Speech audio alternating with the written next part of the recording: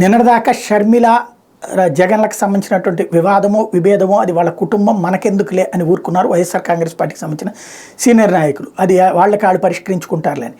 అయితే షర్మిల కాంగ్రెస్ పార్టీలో చేరడానికి సిద్ధమవుతున్నప్పుడు నిన్న వాళ్ళ ఇంటికి శుభలేఖ ఇవ్వడానికి వచ్చినప్పుడు కూడా ఏం కామెంట్ చేయాలి.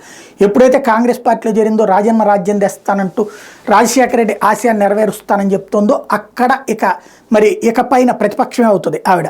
అందుకనినే నాయకులు నోరు విప్పారు, తమ కార్యకర్తలకు ఒక గైడెన్స్ ఇచ్చారు. ఇందులో వైవి సుబ్బారెడ్డి వచ్చేటప్పటికి వైసీపీలో అవకాశం లేకపోబట్టినే షర్మిల తెలంగాణలో పార్టీ పెట్టుకుందని తేల్చి చెప్పారు.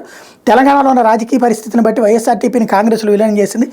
ఎవరు ఏ పార్టీలో చేరినా అందరూ కలిసి పోటీ చేసినా మాకు వచ్చే నష్టమే లేదంటే వైవి సుబ్బారెడ్డి మాట్లాడితే, సాధారణంగా ఇట్లాంటి వాటి మీద మాట్లాడనటువంటి పెద్దిరెడ్డి పెద్ద ఆయన చాలా సీరియస్ స్టేట్మెంట్ ఇచ్చారు. మా కాళ్ళు మేము నరుక్కోము అంటూ స్టేట్మెంట్తో పాటు కాంగ్రెస్లో ఎవరు చేరినా రాజకీయ ప్రత్యర్థిగానే చూస్తాం.